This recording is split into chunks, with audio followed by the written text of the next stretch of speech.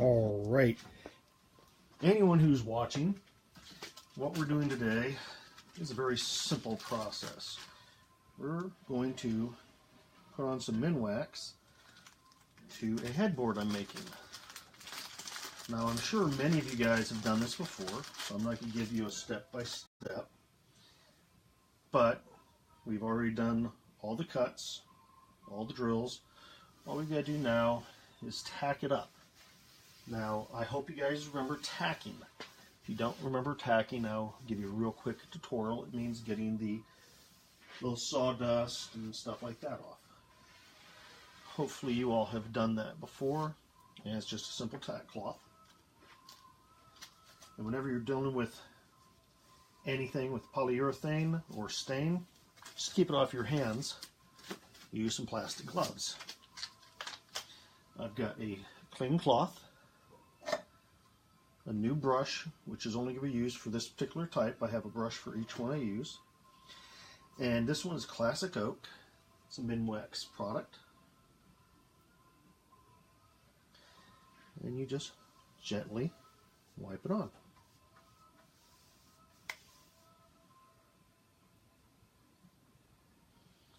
Now, it's going to take about 8 hours to cure properly.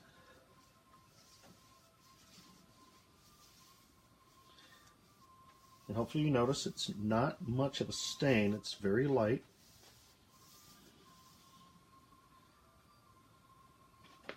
You don't want to put a lot on at once because it will soak into the wood.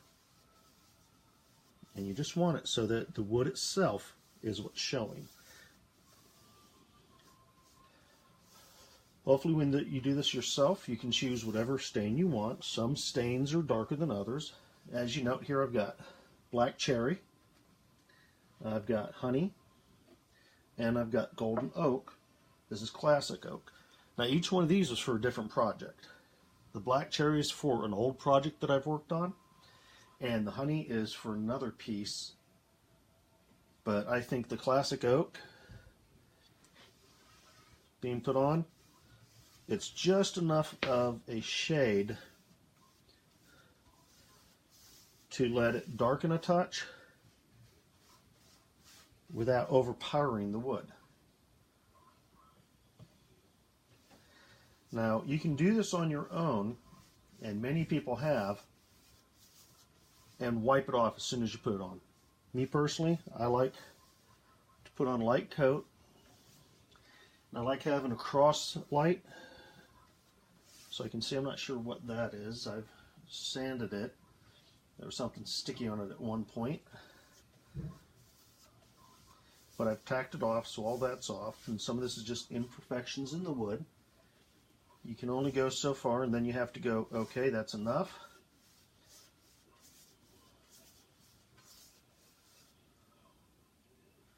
Now, if you notice, I'm not going real deep when I put it in, because you don't want to overpower. Because if you put too much on here, you would not be able to clean it off properly, and you'd make a huge mess. And we try not to do that in a shop. Now, the table I'm working on, I use only for this type of work. Now, I'm sure many of you guys do this at home, and hopefully you have fun with your woodworking. Now, this does look like a pretty unfinished piece of wood. When I turn it over here in a minute, you guys will be able to see that I've actually done, on this one, not much. On some of these others, I've done a lot more. But because this is one of the uprights, it needs very little work. I'm just making sure I've got every piece. And that's the nice thing with a light like this. As it runs down, you can look and see if you have anything wet. It looks really good so far. And you want to do this in a ventilated room. I have a fan going in the room next to us because this is a basement shop, not my garage shop, so I don't want to overcome myself with fumes. And that's something you always got to worry about is whenever you're doing this. Okay, now I don't know if you can see this well or not, but I've done an inset. I used my router and just turned it just a touch. Now I'll show you that a little better here in a second. I've got do it off on the side here. Now the nice thing is with this, I can go a lot farther on the side.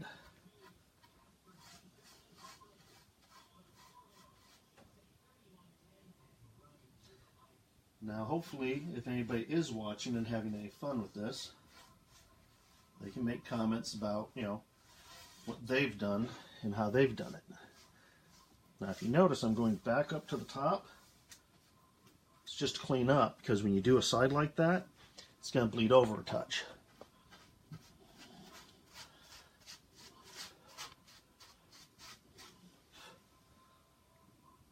You just need a little tiny bit when you're doing the top and the bottom.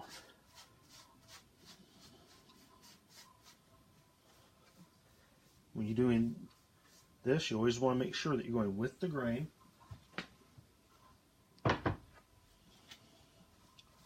Now this is the side that's going to go against the wall, so it's had absolutely nothing done with it.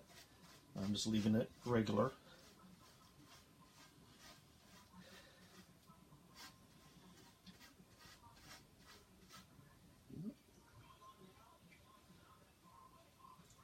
And yes, I like working on holidays and on weekends. It makes it so much easier. Less chance of somebody needing you to do something. Okay, now as I said, and you can see here real well that it starts coming up a little bit. So you just take and lightly go against the grain and then with the grain to bring it in. You check, because I've got a little bit of damp there. Just bring it up. Because you want it smooth throughout. Okay, now that's pretty much done. I'm going to show you a piece that I've done. Now this is one of the back members. This is basically going to sit like that on the piece. But if you notice, I've done some insets, so the screws are hidden. So when the piece is done, you're not going to be able to see the screw marks.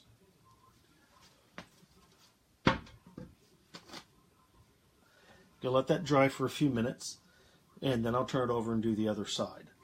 Now, when we're working on stuff like this, you want to let it dry a little bit. It doesn't have to be 100%, because I have some tack bars so that when I turn it over, it's not staying on the table and it shouldn't soak through. It's a little bit too much there, it looks like. Yep. Because it doesn't have to be perfect, just needs to set up a touch. And this is the side that anybody's going to see, so this is the side I worry the most about. You notice it's not much on there, so I don't have to worry much about it. I can turn it over. As you can see, I got my little boards there just to keep it off. Now I've done this side, I've done both sides. I've got to hit the top, but I'm going to do it when I'm done with this side. Now, because remember, this is the side that is going to be seen the least. Why do you do the side that's going to be seen the least? Why do you have to worry about it? Well, A, it's a finished product, so you want to make sure that it's finished all the way. You also want to make sure that it's clean, so that you don't have to worry about anything getting into the wood. Now, dust will get into the wood. If you happen to have a smoker in your house, that'll definitely get into the wood. I've got some wood pieces that my grandparents had. My grandparents were smokers at one time, and the wood has turned to a very dark shade, and that is all because of smoking. It wasn't because of any treatments they did. Now, I hope you notice it had that little bit of color down there, discoloration. That was because it went over. Because this is the back, I'm not as worried about it, but if you notice, as I do this, I'm trying to feather it in, so you can't really tell. I didn't worry too much about the fine tuning on this side. So you notice I have some divots. Those I'm not as worried about because this will not be seen except for anybody but by me. I know some people would worry about it, but because it's a hidden piece and it's the back side, I'm not worried about it.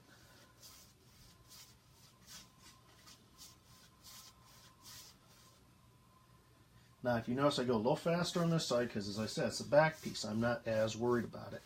Now, I am worried because I want to make sure it's done, but not worried as in, oh, somebody's going to look at it and think it was a badly done piece. And now you saw me tack. Now I tacked the other side before I even started. So this side has been tacked once. And I'm pinning up a little bit of sawdust here and there. But it is an indoor shop, so I'm sure I've got sawdust throughout the air. Now I'm letting this go a little longer than I normally do on some of these, but I wanted to make sure that you guys had a good idea of what I'm doing, or at least wise for those of you who are curious what I do in my free time. This is part of what I do in my free time. I like to do a lot of these type projects. I make bookcases, I do bed ends, I make bookends, I make pretty much anything a person would want.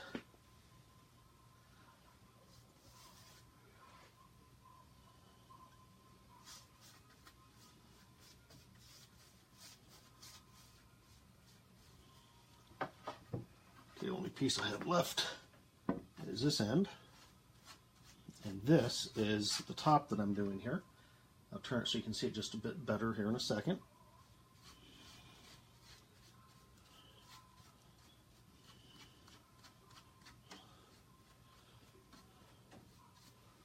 Okay. Now you notice you've got the end cut and everything, so this is really well done. Now I've got a touch up here, so what I do, I just pull it up, and when it dries, that's going to look perfect. So I've got to go put this on my sticks, so I'll be back in a second.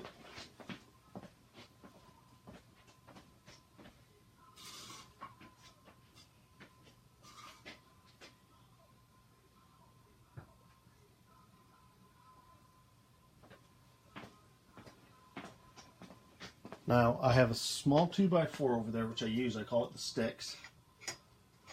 And I know that I missed a piece, so I'm going to go fix it real fast.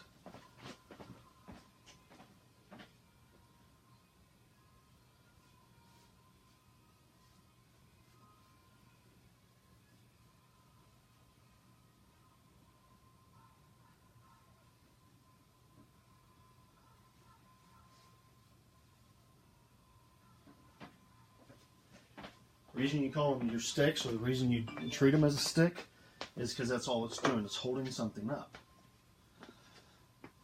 Now I'm going to show you one of my other pieces. Now this is probably the least seen piece. This is actually the piece that's going to go next to the bed. The reason I haven't drilled out the pieces where it's going to hook onto the bed, I don't know the exact height of the bed, because this is something that I haven't had a chance to visit and make sure it fits. So what I do is I have this at the average height, which is approximately 4 inches. Some are a little more, some are a little less, and you leave it so that when you get to the person who's going to be doing the finish work at that point, because you're not there, they can drill straight through, use a washer on either end, and hook it on. I don't always finish this one, but because it's going out to someone else, I'm going to go ahead and finish it. Now the reason I'm doing it in this area, I want to do this first so I can show you. Now these, you have to do a little deeper, so I do it a slightly different type of brushing. Because if you notice, normally I do that type of brushing, so I'm with the grain the whole time. But I've got to get into the hole. Now that is a specially drilled hole. It's a countersink. And you notice it's got a little bulge on it, and so that when the screw goes in, it's going to hold it. Now hopefully this is showing you a little bit about what I like to do on my free time. Hopefully you guys get a chance to do stuff like this.